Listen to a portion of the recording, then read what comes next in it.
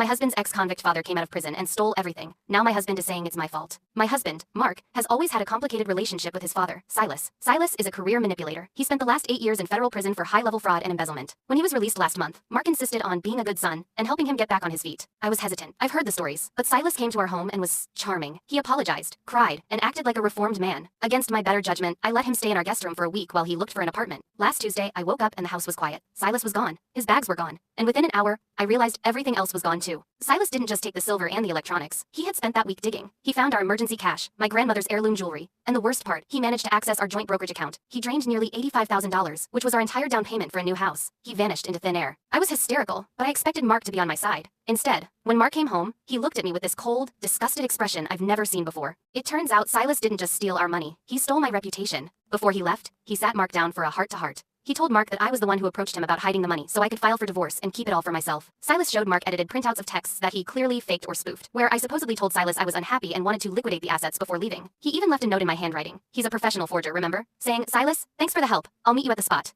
Mark is now convinced that I used his father's criminal expertise to try and rob him, and that Silas got cold feet and took the money to teach me a lesson. Or, protect the family legacy. My dad is a thief, Sarah, but he's a thief who's honest about who he is. You're the one who tried to use him. Those were Mark's exact words. He actually believes his father, a man who went to prison for fraud over his wife of 6 years. He thinks Silas took the money to keep it safe from my supposed divorce plot. I am sitting in an empty house, my bank accounts are zeroed out, and my husband is staying at a hotel because he can't look at me. I didn't do any of this. I was the one who told him not to let Silas in. Reddit, how do I prove a negative? How do I show him that his father played us both?